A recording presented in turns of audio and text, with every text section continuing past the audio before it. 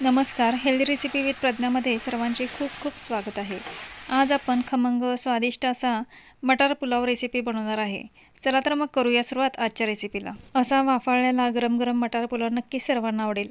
माझ्या रेसिपी तुम्हाला आवडत असेल तर व्हिडिओला लाईक शेअर कमेंट नक्की करा। चॅनल सबस्क्राइब करायला विसरू नका। सोबतच बेल आयकॉन प्रेस करा म्हणजे जेव्हा व्हिडिओ अपलोड करेन तेव्हा सर्वात आधी नोटिफिकेशन तुम्हाला मिळेल। मटार पुलाव बनवण्यासाठी इथे दावतचा बासमती तांदूळ घेतलेला आहे। तांदूळ स्वच्छ करून घेतलेला आहे।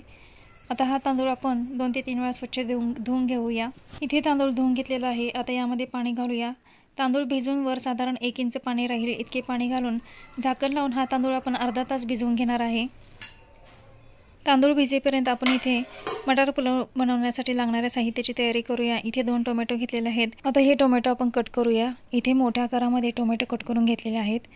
अशा पद्धतीने एका टोमॅटोचे 2 भाग करून उरलेल्या अर्ध्या टोमॅटोचे अशा पद्धतीने 2 भाग करून घेतलेले आहेत। असे मोठे आकाराचे टोमॅटो इथे मी कटिंग केलेले आहेत। टोमॅटोचा जो वरचा पिवळा भाग आहे तो मी काढून घेतलेला आहे कारण त्याची थोडीशी टेस्ट कडवट लागते। इथे मी सर्व टोमॅटोचा हा पिवळा भाग काढून घेतलेला आहे। आता हे टोमॅटो धुवून यामधील बी काढून घेऊया कारण या बियांची टेस्ट ही कडवट लागते। त्याचप्रमाणे इथे 3 मध्यम आकाराचे बटाटे घेतलेले आहेत। हे बटाटे आपण अशा पद्धतीने मोठ्या बटाट्याच्या फोडी करून घेतलेल्या आहेत। तुम्ही बघू शकता। तुम्ही तुमच्या आवडीप्रमाणे या फोडींचा आकार कमी जास्त करू शकता।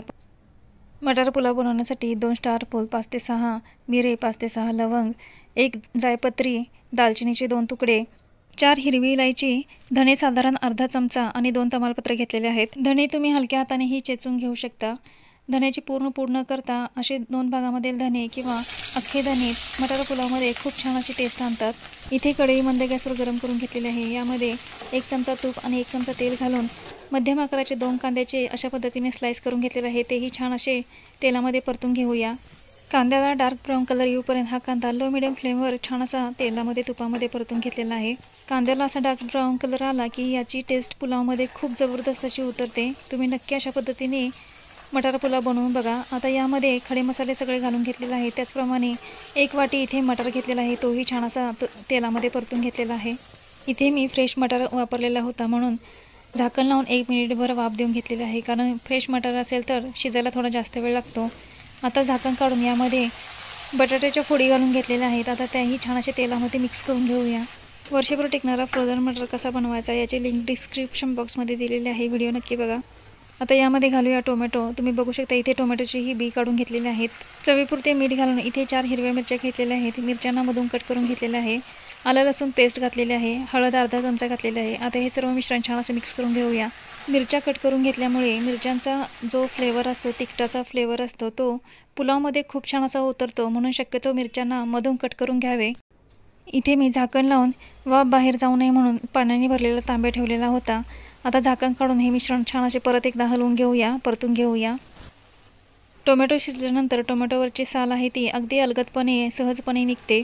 इथे मी संपूर्ण टोमॅटोवरची साल अगदी सहजपणे काढून घेतलेली आहे।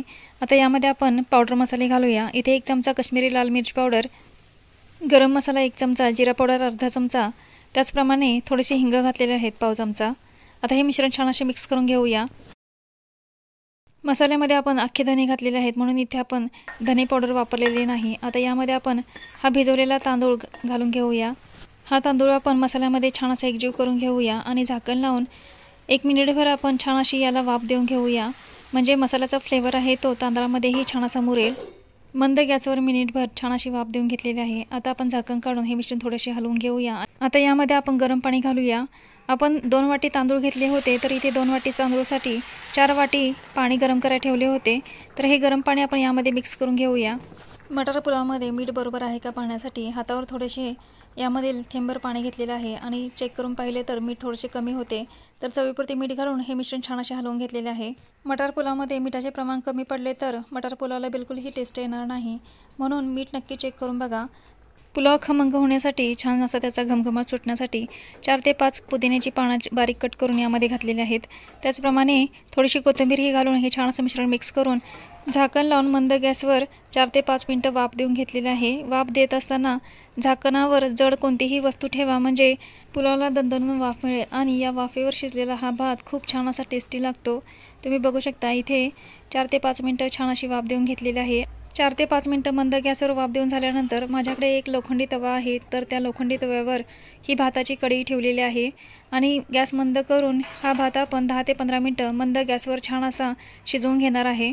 अशा पद्धतीने मटार पुलाव शिजवल्यामुळे या तांदळामध्ये मसाल्याचा फ्लेवर पूर्णपणे उतरतो आणि भात खूप छान टेस्टी खमंग बनतो।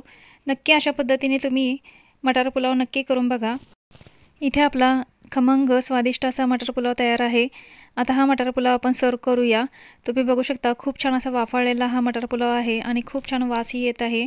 अशा पद्धतीने मटार पुलाव घरी नक्की ट्राय करून बघा। आजची रेसिपी कशी वाटली कमेंट करून नक्की सांगा।